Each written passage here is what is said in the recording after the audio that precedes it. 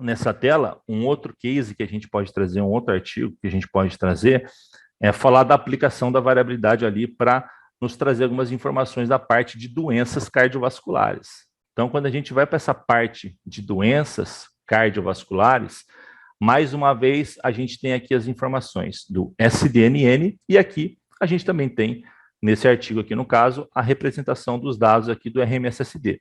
Então, percebam, a hora que eu olho para os indivíduos normotensos, né, que tem a pressão arterial normal, e esse aqui, pessoal, se eu não me engano, esse estudo aqui tinha pelo menos 11 mil participantes, então é gente pra caramba, né? Mais ou menos essa faixa, uns 11 mil participantes dentro desse estudo. Então, a hora que eu olho para os indivíduos hipertensos, tá? Olha só, indivíduos hipertensos que receberam tratamento, tá? Em relação aos indivíduos normotensos, né, que estão aqui, olha o valor aqui em relação ao SDNN, 35 em relação aos normotensos com 37. E a hora que eu vejo os que não foram tratados, um valor muito próximo aos tratados. A hora que eu vou olhar o RMSSD, eu tenho o valor aqui de 28,6 para os normotensos.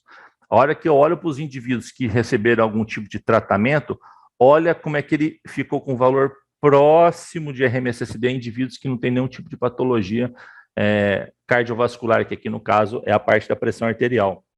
E olha quando eu vejo os indivíduos que não foram tratados, olha já como esse indicador aqui já ficou um pouquinho mais comprometido em relação ao SDNN. Então, olha só, mais uma vez, mostrando ali para vocês em relação ao que eu coloquei no slide anterior, você vê que ali eu apresento o SDNN para a parte de adiposidade corporal e nível de atividade física. Já quando eu venho nessa parte de indivíduos com problema de pressão arterial, aparentemente dentro desse estudo aqui, o RMSSD foi mais efetivo nesse tratamento que eles fizeram com esses indivíduos para a mudança dos dados de variabilidade da frequência cardíaca. Então, a gente sempre tem que ficar atento à população que a gente vai trabalhar e ao dado específico ali da variabilidade da frequência cardíaca, assim como outros indicadores que a gente vai acompanhar, tá? Esse outro estudo, né, 33 estudos aqui com um N de 1.728 indivíduos, ele traz o quê? Uma perspectiva aqui para nós da resposta da doença arterial coronariana sobre o efeito da utilização de drogas, mudança comportamental e o exercício físico na pressão arterial. Então, assim, ó, só para ficar fácil para vocês entenderem, dá uma olhada aqui o seguinte, ó. Esses aqui são os estudos, certo?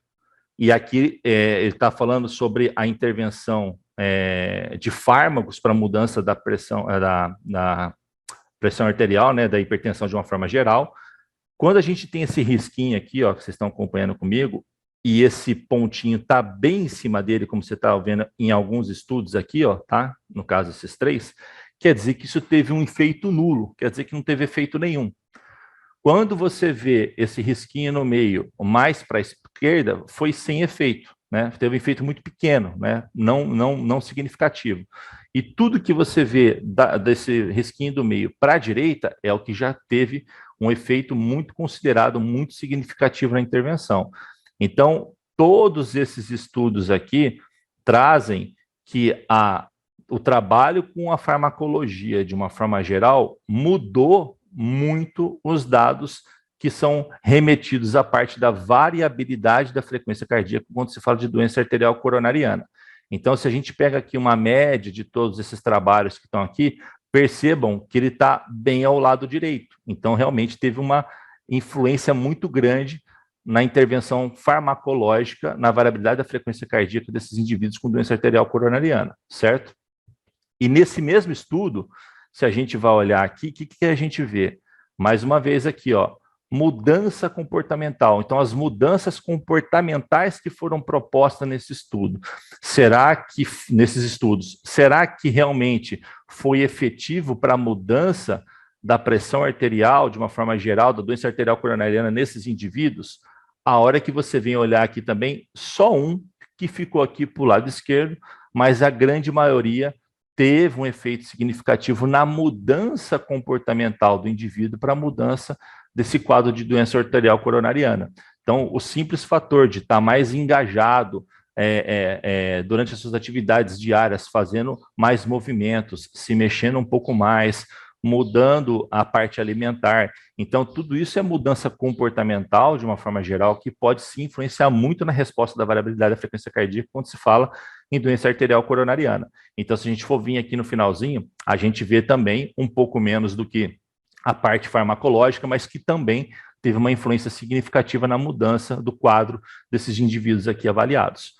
E quando a gente entra na parte, né, da qual a gente realmente tem muito conhecimento, que é a parte do exercício físico, né, o treinamento por si só, olha só, pessoal, algumas situações de nulo, né, que teve efeito nulo, praticamente uma aqui, e outras com pouco efeito.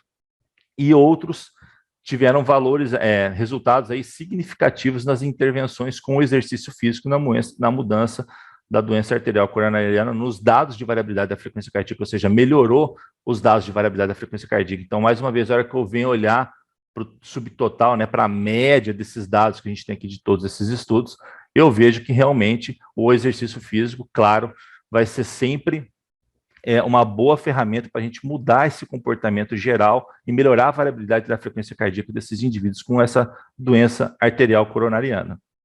Quando eu levo para uma mesma perspectiva, olhando a parte da redução da variabilidade da frequência cardíaca em indivíduos hipertensos, né, e idosos, o que eu faço? Eu venho aqui e olho os dados aqui mais uma vez, ó, tá? SDNN.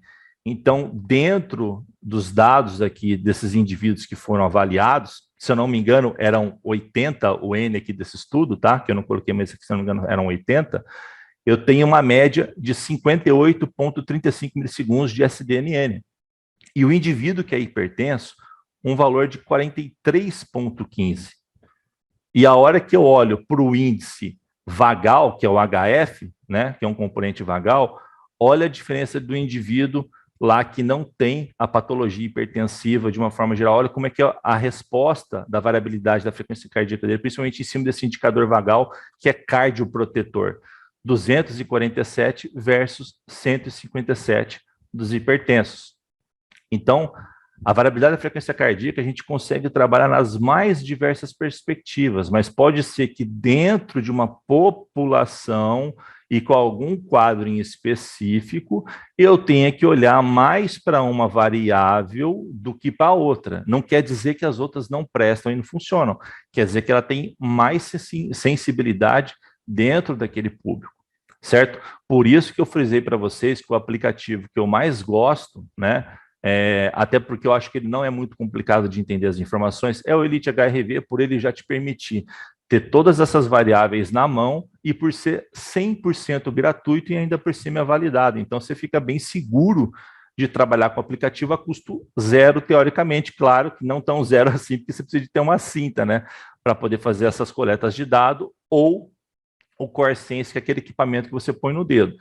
E o Elite HRV já está trabalhando, acredito eu que esse ano eles lancem, a validação por polpa digital também no aplicativo deles. Aí realmente os caras vão ficar, eu posso dizer assim, bem completo em relação ao aplicativo dele para poder coletar esses dados de uma forma mais fácil aí com os seus clientes, tá?